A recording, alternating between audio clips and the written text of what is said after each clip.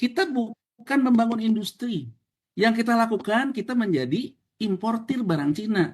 Dari importir barang Cina ini, kita ekspor lagi, salah satunya ke Amerika.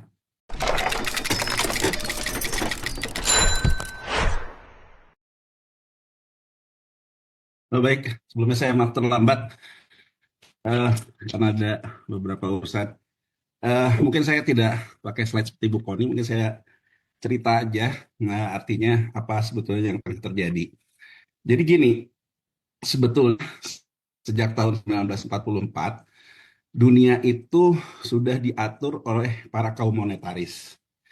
Jadi yang namanya perang fisik dan kemudian semua mengatakan bahwa kemerdekaan itu adalah hak segala bangsa, itu setelah Perang Dunia Kedua, itulah politik global yang terjadi. Nah, tapi sejak tahun kemenangan Perang Dunia Kedua itu, dunia itu diatur oleh rejim monetaris. Jadi gini, mungkin kita lihat dulu perspektif sejarahnya yang tadi, kalau secara geopolitik udah banyak disampaikan oleh Prof. Koni ya.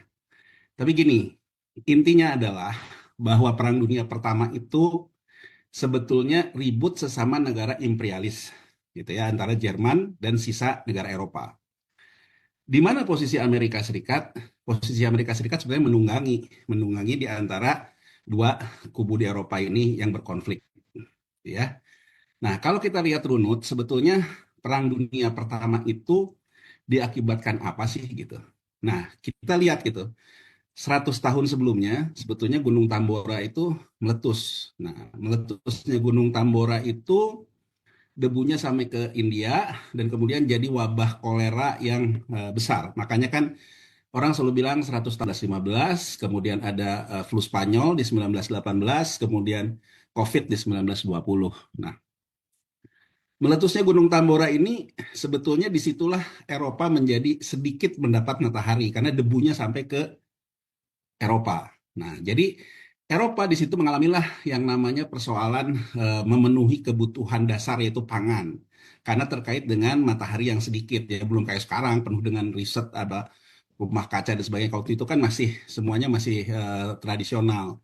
Nah, disitulah kemudian muncullah yang namanya pemikiran imperialisme kan, bahwa negara-negara Eropa itu kemudian untuk pemenuhan sumber daya kebutuhan pangannya, dia menjajahlah ke banyak negara. Nah, kita VOC, ada Inggris kemana, Afrika Selatan, dan sebagainya. Nah, puncaknya di tahun 1915, terjadilah konflik sesama negara penjajah ini. Gitu. Jadi sesama negara penjajah ini terjadi konflik satu sama lain, dengan kemudian terjadi Perang Dunia yang 2 tahun aja, 1915 sampai dengan 1917. Nah, di 1918 setelah selesainya Perang Dunia Pertama itu muncullah flu Spanyol, ya. Nah, flu Spanyol. Nah, saya pernah lihat satu dokumenter di Netflix soal Hitler, gitu ya. Jadi situ Hitler digambarkan dia tuh muncul tahun 1920 di salah satu kayak kafe lah gitu ya. Kemudian mungkin Bu Koni yang lebih hafal ya, ada satu intel yang kemudian mengamati dia orasi gitu. Nah, kalau teman-teman GMNI perhatikan, sebetulnya ya saya nggak tahu ya, benarkah Netflix menerjemahkannya atau tidak, saya nggak tahu karena itu kan film dokumenter. Tapi yang diterjemahkan di Netflix, Hitler tuh ngomong make Germany great again. Jadi kalau saya perhatikan ya berdasarkan film dokumenter kan, film dokumenter ini kan bisa aja juga ada opini, bisa jadi segala macam. Tapi berdasarkan film dokumenter itu, saya melihat sebetulnya Trump itu secara politik banyak mengikuti cara-cara Hitler dalam hal membangun militansi, dalam hal membangun apa yang namanya kita itu harus great again dan sebagainya dan sebagainya. Nah, poin Hitler pada waktu itu adalah ini flu Spanyol. Karena kita ini negara kalah perang waktu Perang Dunia Pertama, Hitler bilang flu Spanyol di Jerman ini sedikit yang kena. Karena kan mereka lagi menghadapi kalah perang. Jadi kurang isolasi dengan negara-negara sisa Eropa. Nah, Hitler bilang ini saatnya buat kita merebut kembali yang namanya Great Again itu tadi. Nah, Hitler juga mengatakan gitu bahwa menurut dia bahwa pusat dari keuangan dunia dalam ini di New York di Amerika Serikat, menurut dia juga akan jatuh gitu. Jadi kalau menurut dia, ya kalau bahasa sekarang eh, kaum monetaris, ekonom-ekonom gitu ya, orang-orang kayak saya gini selalu ngomongnya ahead the curve lah gitu. Jadi artinya sebetulnya Hitler itu menunjukkan visi dia sebagai orang yang bicara di depan kurva, bukan bicara on curve atau bicara ke belakang. Jadi dia bicara ahead the curve-nya ini kita harus merebut permainan karena ada persoalan segala macam. Nah, krisis pangan kan kembali lagi terjadi. Nah, kemudian di tahun 2002, di tahun 1922 itu ada ekonom yang namanya John Maynard Keynes, ya, yang mungkin teman-teman kalau yang di ekonomi di pengantar ilmu ekonomi pertama kan ada disebut dengan Keynesian. Nah, John Maynard Keynes. John Maynard Keynes itu tahun 1922 dia menulis semacam surat terbuka lah di Washington Post. Nah, dia bilang bahwa dunia ini akan mengalami krisis pangan. Nah, kalau teman-teman lihat yang sekarang dikatakan teknologi produktivitas pangan, revolusi industri pertama, itu adalah teknologi input, itu adalah pupuk. Pupuk itu ditemukan pada saat flu Spanyol. Jadi untuk kendala pangan ini, nah ini Amerika ini kan selalu menjadi negara yang melit segala sesuatu lah, ini kan begitu ya. Nah, Amerika itu waktu Perang Dunia Pertama itu jualan senjata juga. Makanya kan orang selalu bilang Amerika ingin pengen perang karena jualannya jualan senjata gitu kan. Intinya kan ada juga orang yang bilang begitu. Nah, Amerika itu di waktu Perang Dunia Pertama pusat industri senjatanya di Alabama. Nah, ternyata berdasarkan ahli-ahli teknik kimia mereka, oh ternyata amoniak ini di samping bisa dijadikan bom atom, itu bisa juga untuk meningkatkan produktivitas tanaman. Itulah pupuk amoniak pertama. Itulah terjadi yang namanya revolusi industri pertanian pertama, teknologi input dari pupuk. Nah, kemudian kalau dikatakan ada perang dagang, waktu itu juga terjadi perang dagang. Jadi perang dagang dalam artian perang tarif, karena kemudian yang namanya teknologi input itu menggunakan amoniak, menggunakan gas dan sebagainya. Mulailah ada yang disebut dengan perang harga gas, harga oil and gas dan sebagainya. Nah, singkat cerita, teman-teman sekalian, tahun 1929 Bursa New York crash. Jadi crash di Black September, Black Monday gitu ya. Jadi artinya crash. Crashnya tuh apa gitu. Nah, mungkin buat teman-teman mahasiswa nih perlu tahu juga gitu. Ada tiga fungsi uang ya menurut Keynes. Satu, uang itu untuk transaksi. Dua, uang itu untuk berjaga-jaga. Tiga, uang itu untuk spekulasi. Nah, orang kalau udah selesai untuk bertransaksi, maka orang akan simpan sisanya untuk berjaga-jaga, menabung. Nah, Keynes mengingatkan, orang yang punya uang di bank itu harus ditahan, jangan sampai menjadi spekulasi berlebihan. Jadi artinya orang ketika misalnya sekarang ekonomi lesu nih, kerja nggak ada kerjaannya, berjudi kan, ada judol, ada apa gitu. Nah, tapi kalau orang yang punya uang, maka dia akan menggunakan uangnya untuk berspekulasi berlebihan. Berspekulasi berlebihan itu kemana? Ke pasar modal, pasar keuangan. Nah, krisis 1929, kalau kita mau ngomong, artinya apa? Posisi yang dibentuk melebihi fundamentalnya. Jadi dengan kata lain begini, bahwa saya mengatakan pasang harga beli saham apa gitu. Karena saya menganggap padahal ekonominya nggak sekuat itu gitu. Jadi itu persepsi yang dibentuk saja. Nah, jadi teman-teman sekalian harus paham gitu. Saya sih melihat Trump simple. Melihat Trump itu kayak saya ngelihat hedge fund aja. Main isu karena isu yang menggerakkan pasar gitu. Jadi kita jangan terlalu terjebak mengatakan bahwa oh ini teori fair trade-nya, gini ngitungnya teori ekonomi trade nggak perlu. Jadi kalau menurut saya yang terjadi hari ini ya imperialisme. Jadi kita harus ngelihatnya ini teori penjajahan gitu. Dalam kalau kita jadi teman-teman mahasiswa ngelihatnya gimana? Kalau imperialisme, teori yang bisa kita kembangkan apa? Ya teori copet aja. Kita lihat dia mau nyopet apa. Gitu bukan kita ngelihat bahwa dia mau apa, mau menciptakan kestabilan apa. Nah, soal copet mencopet ini di 1929 juga ya karena copet mencopet gitu. Jadi artinya apa yang disebut dengan posisi margin. Posisi margin itu begini, orang yang disebut dengan short. Jadi mungkin kalau teman-teman mahasiswa sekarang mungkin pada saat dulu orang ribut Soros mungkin ada yang udah lahir, ada yang belum gitu. Jadi yang namanya George Soros yang dianggap bertanggung jawab terhadap krisis moneter Asia 98 itu, dia terkenal dengan orang yang melakukan transaksi short gitu. Apa itu transaksi short? Gampangnya gini transaksi short. Saya mau lihat saham Telkom misalnya. Saya lihat saham Telkom beberapa kita ngomong deh 2 jam lagi deh. Kira-kira 2 jam lagi saham Telkom akan jatuh. Saya sebenarnya nggak punya saham Telkom. Tapi kemudian saya pasanglah jual saham Telkom di harga yang lagi tinggi. Nah, kemudian ternyata betul dugaan saya. 2 jam berikutnya saham Telkom ini turun, beli saya. Jadi saya nggak punya modal apa-apa, tahu-tahu saya dapat duit. Nggak punya sahamnya, nggak pernah punya uangnya, karena prinsipnya adalah netting. Di netting, netnya berapa? Misalnya contoh, saya nganggap sekarang saya jual harga saham saya Telkom 1.000 satu lembar. Kemudian 2 jam berikutnya saham Telkom menjadi 800. Saya belilah satu lembar. Maka saya terima uang 200 tanpa pernah saya ngeluarin duit, tanpa pernah saya ngeluarin saham. Itu prinsip di pasar keuangan. Itulah yang disebut dengan short selling. Gitu ya. Jadi saya nge-short posisi itu. Nah, 1929 Amerika tuh masih sesederhana itu. Masih prosesnya itu ada yang di dalam Black Monday itu transaksi marginnya nyangkut. Marginnya nyangkut tuh gini. Saya duga tadi 1.000. Oh, menurut saya akan jadi 800. Boro-boro jadi 800, malah tuh saham dibawa ke 1.300. Yang ada kan berarti saya harus rugi. Itu namanya saya kena call margin. Nah, kejadian crash di 1929 ini, banyak orang kalah sama bandarnya. Jadi bandarnya seolah-olah memberikan persepsi, oh ini saham bakal turun, oh dia ngambil posisi ngikut short gitu. Makanya yang harus juga sekarang jadi literasi oleh kita itu, jangan ikut-ikutan gitu.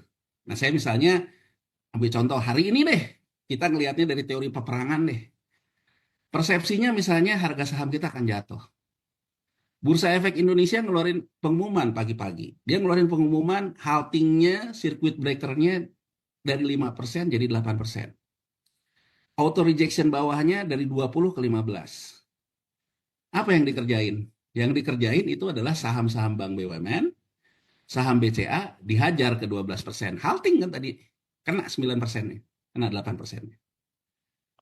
Ini menurut saya sebenarnya pemerintah itu sebelum libur Lebaran, dia mencoba memberikan insentif dengan Bank BUMN, ketiga-tiganya rapat umum pemegang saham, memberikan dividen yang besar. Itulah kenapa di hari Jumat sebelum kita libur Lebaran, harga saham indeks kita itu naik, didorong oleh siapa? Transaksi domestik. Domestik yang beli saham-saham BUMN. Artinya apa? Kalau saya beli di hari Jumat itu, misalnya Bank Mandiri kasih per lembarnya 450, BRI 378, saya akan punya dividen yield. Jadi dividen yield itu kurang lebih ketika saya beli rata-rata misalnya di minggu lalu di harga 5.000 lah katakan. Dengan Mandiri kasih 470, berarti saya punya dividen yield 9%. Sekarang harga itu pagi-pagi langsung dibanting ke 10%. Ini kan permainan mental.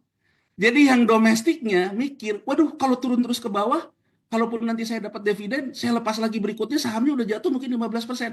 Wah ikut, udah saya jual deh. Nah, jadi maksud saya, kita harus ngelihat tuh dingin aja gitu. Bandar ya bandar, kita lihat bandar dan jangan pernah menganggap bandar itu bisa kita kalahkan. Itu aja intinya gitu. Jadi ketika kita ngelihat yang namanya Trump, ya dia main isu aja gitu loh. Jadi isu-isu yang berkembang. 1929 ini crash nih. Nah, crash ini mengakibatkan Great Depression, ya, depresi besar. 1930 teman-teman, Hitler mengatakan, tuh bener kan yang saya omongin dan dia udah berkuasa ya. Bener kan yang saya bilang dulu bahwa bursanya akan jatuh. Hitler kemudian mempelajari kenapa bursa itu crash. Oh, ternyata ada yang namanya gagal bayar, gagal serah yang tadi. Orang nggak bisa bayar, nggak bisa ini. Oh, berarti kita harus menciptakan sistem pembayaran.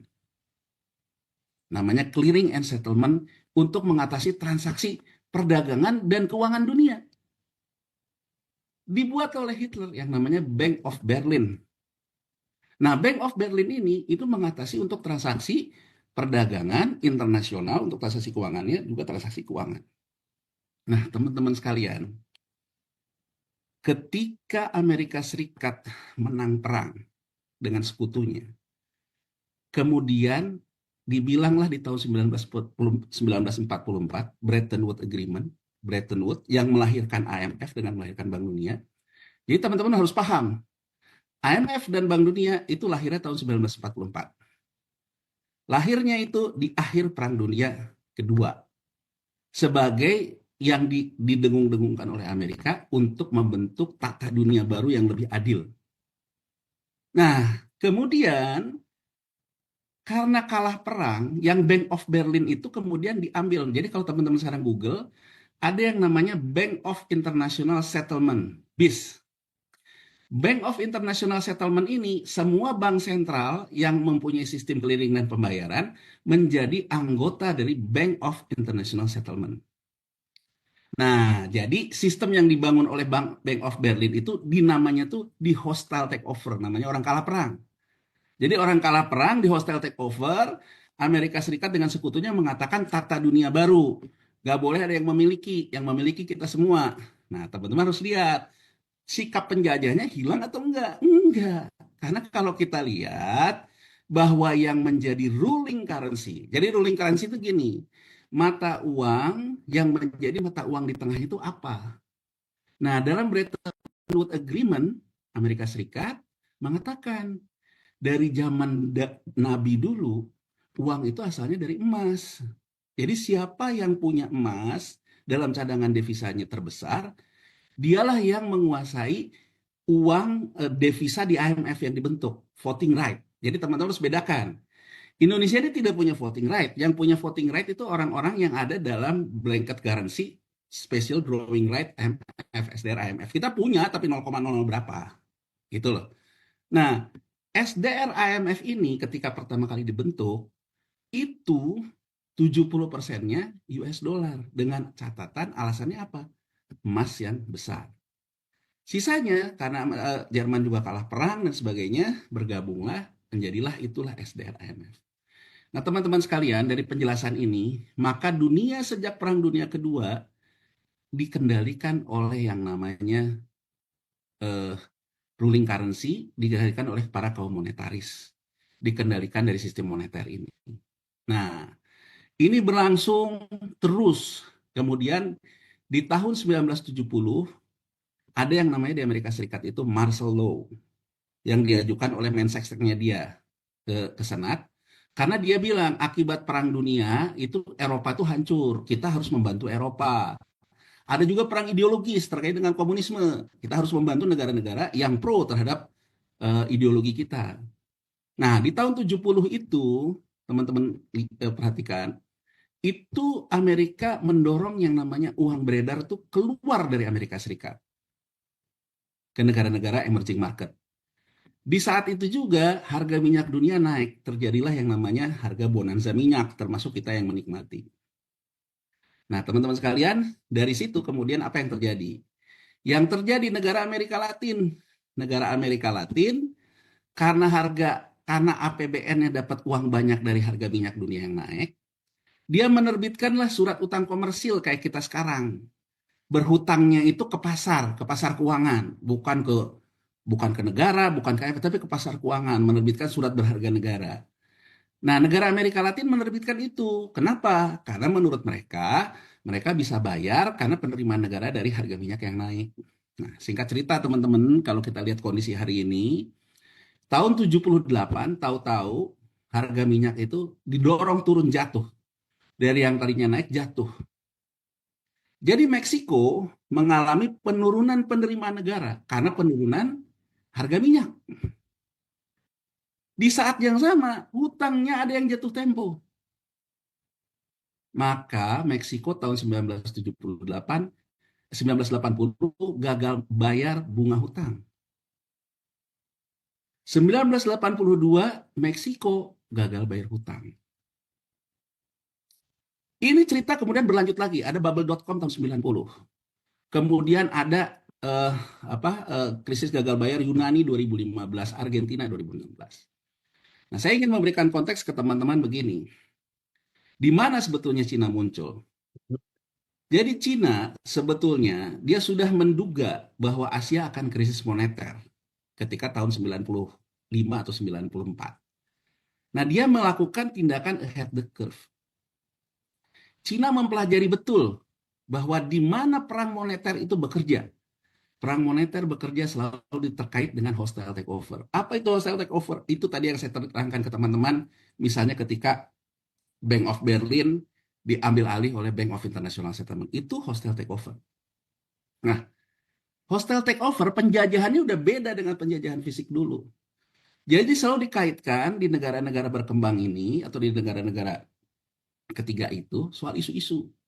Nah, Cina tuh menyadari kalau besok kita ini masih ada pejabat kita yang korup, tata kelola kita yang jelek, pasti kita disikat dan negara kita akan menjadi di hostile takeover dalam masuk ke dalam krisis moneter. Maret 1998, Cina mendahului kurva, dia menunjuk Perdana Menterinya bekas Gubernur Bank Sentral yang namanya Zhu Rongji. Nah, apa yang dilakukan Zhu Rongji? Apa yang akan menjadi isu tata kelola di depan, dia sikat duluan.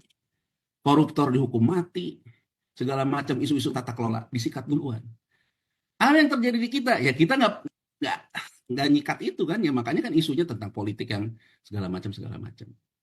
Nah, Cina dalam posisi kayak gini, ternyata dia itu memenangkan pertempuran dengan konsolidasinya dan segalanya. Nah, sekarang tuh ada barangnya pindah. Singkat cerita teman-teman, perang tarif ini sebetulnya pernah juga dilakukan terhadap Cina oleh WTO. Jadi Jurongji itu yang dia lakukan di samping dia menghukum mati koruptor dan sebagainya, dia menjalankan industrialisasi dengan model plagiat. Jadi artinya apa? Barang yang diproduksi oleh negara lain, dia suruh rakyatnya plagiat kerja, dijual. Nah, dia tahun 99 kena WTO bahwa barang plagiatnya dia itu nggak boleh dijual di negara lain. Nah, dia bilang, ya udah kalau nggak boleh nggak apa-apa, berarti negara lain juga nggak boleh dagang di tempat kita. Nah, kalau di banyak jurnal politik ekonomi, sebetulnya kenapa Cina bisa memenangkan pertarungan, ada yang dilupakan oleh Barat, karena Cina pada waktu itu sudah mengambil alih lagi Hong Kong, karena sudah diserahkan oleh Inggris. Dan Barat selama ini portnya untuk jualan ke Asia lewat Hong Kong. Jadi akhirnya Cina bisa melakukan self-sufficiency dan bahkan Barat yang tergantung ke dia. Mulai dengan industri-industri outsourcing dan sebagainya. Nah, di 2008 Amerika Serikat kena lagi. Di pertemuan G7 2009, Cina itu mengatakan Bretton Woods Agreement harus dirubah, harus ditinjau ulang. Kita hitung siapa yang punya rasio emas terbanyak. Amerika Serikat pada waktu itu isinya membail-out surat utang, surat utang, surat utang. Isinya kertas semua. Nah, BRICS itu muncul diawali kekecewaan Cina ini. Karena Cina tuh pada akhirnya hanya dikasih 2% di SDR IMF. Padahal dia menginginkan reform total IMF. Itulah munculnya BRICS. Nah, jadi inti perang ini antara Amerika dan Cina seperti ini. Nah, saya mungkin memberikan background, mungkin dari sisi ekonominya. Apa itu geopolitik? Dari sisi ekonomi, geopolitik dari sisi ekonomi adalah terkait dengan ruling currency. Jadi, ada pidato Ben Bernanke, Gubernur The Fed, ketika krisis 2008 di Kongres dan sebagainya. Dia mengatakan bahwa kita harus beginning from the end. Memulai dari apa tujuan kita. Itu yang disebut dengan oleh dia kemudian meminta izin dari Kongres dan sebagainya, melakukan quantitative easing dan sebagainya dan sebagainya. Nah, sekarang kita lihat apa kalau kita perhatikan pidato-pidato Trump. Trump itu sebetulnya menurut saya M-nya yang dia mau ya Make American Great Again itu bahwa Amerika Serikat tetap menjadi negara pemenang perang dan tetap sebagai ruling currency. Apa yang dia inginkan? Orang-orang yang mencoba melakukan dedolarisasi dihantam semua sama dia sekarang lewat tarif ini. Jadi sebetulnya beginning from the end-nya ini apa? The end-nya itu adalah US dollar tetap sebagai ruling currency, Amerika Serikat tetap sebagai pemenang perang. Nah, sekarang persoalannya di mana letak posisi kita saat ini? Kita saat ini secara uang beredar itu sangat tergantung dengan kaum monetaris ini. Jadi kalau teman-teman lihat, kenapa statement pemerintah yang pertama kali dikatakan Pemerintah akan menjaga nilai yield surat utang pemerintah, surat berharga negara, dan likuiditas falas. Nah, gini teman-teman, ini di antara Amerika dengan Cina yang lagi bertarung, kita itu sebetulnya dalam posisi offset. Offsetnya apa? Dari sisi barang, kita ini memang sudah lama tidak menjadi bangsa industrialis, diakui atau tidak. Tapi kalau kita lihat data statistik, bahwa pergeseran pekerja formal itu menjadi kebalik dari pekerja informal. Sekarang informalnya 70, formalnya 30. Jadi orang misalnya buruh Sritex udah Sritexnya bubar kemudian jadi supir ojol, itu dicatat BPS bekerja kembali tapi ke sektor informal. Jadi saya ingin mengatakan bahwa ada persoalan yang sebetulnya ditimbulkan oleh kita sendiri. Kita sudah meninggalkan yang namanya industrialisasi, yang namanya segala macam, kita jadi bangsa trader. Nah, ada satu map terkait dengan tarif dan sebagainya. Indonesia ini kecil ternyata di bawah. Tapi kenapa dikenakan 32%? Saya coba ngelihat, kenapa juga dia nggak hajar Vietnam? Karena Vietnam itu sebetulnya tidak terlalu ini. Jadi, kalau saya perhatikan, Trump ini belajar dari perang tarifnya yang pertama. Bahwa Cina ketika dia dikenakan tarif besar ke Amerika Serikat, perang tarif, Cina kemudian memunculkan tradernya ada di Indonesia lah, ada di Vietnam, ada segala macam. Jadi dengan kata lain apa? Kita bukan membangun industri. Yang kita lakukan, kita menjadi importir barang Cina. Dari importir barang Cina ini, kita ekspor lagi, salah satunya ke Amerika. Jadi kita itu sebetulnya dihantamnya itu untuk dalam rangka menutup akses Cina. Bukan pertarungan dengan kita. Jadi artinya apa? Dari sisi daya produksi, dari sisi barang, kita sudah sangat tergantung ke Cina. Buat bahan mentah nikel, buat Cina buat pabrik. Kalau Cinanya berhenti, kita berhenti. Buat batu bara untuk gasifikasi batu bara di Cina. Kalau Cinanya berhenti, kita berhenti. Bahan baku untuk Cina produksi dari kita. Kita beli barang dari Cina. Kita beli bahan baku dari Cina untuk kita ekspor ke banyak negara. Itu dari sisi barang. Kita negara yang sangat tergantung dan menjadi negara trader, bukan negara industri. Aku ambil contoh. Apa bedanya kita sama Vietnam? Teman-teman jangan terlalu menganggap bahwa kita tuh mata uang terlemah. Enggak. Vietnam dong itu hari ini harganya 26.000. Kita 17.000. Mata uang kita sama mata uang Vietnam sama-sama lemah. Tapi persoalannya, Vietnam mata uangnya lemah, ekspor dari sektor produksinya juga korelasinya itu 0,97. Artinya apa? Vietnam justru dengan mata uangnya lemah, tapi dia ekspornya juga naik. Nah, sementara kita, mata uang kita lemah, ekspornya, korelasinya hanya 0,48. Artinya kita memang tidak dalam posisi seperti itu. Tapi inflasi kita dari sisi impor itu nilainya 0,95. Artinya apa?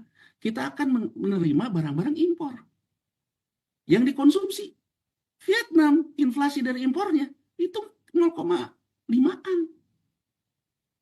Jadi kalau kita mengatakan dia tidak melawan Amerika, membiarkan mata uangnya lemah dan sebagainya, tapi dia juga mengerjakan pekerjaan rumahnya gitu. Kalau kita bukan negara yang sifatnya itu bisa bertarung dalam iklim moneter, yang Vietnam lakukan, ya udah deh, kita nggak usah ribut rame-rame sih, tapi membangun. Aku ambil contoh lagi, yang paling konkret. Vietnam tahun 2016 itu adalah trader durian. Jadi pasar durian dunia itu yang premium, itu di Cina.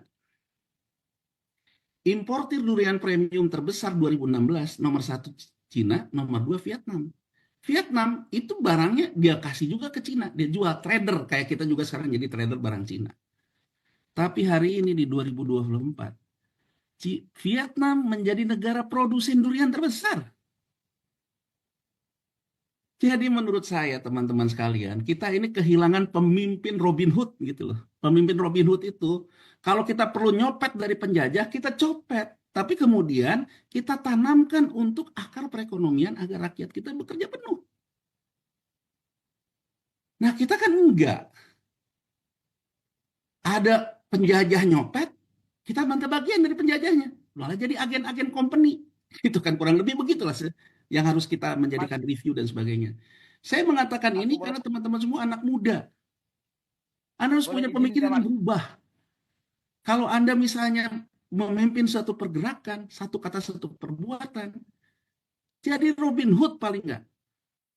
Kalau memang tidak bisa menjadi orang yang membangun dari sisi apa yang kita punya. Vietnam adalah contoh Robin Hood. Bagaimana dia nyopet uang-uang hot money yang digelontorkan oleh Amerika lewat perang moneternya, dia copet, tapi dia kemudian membangun sektor pertaniannya, membangun industrinya.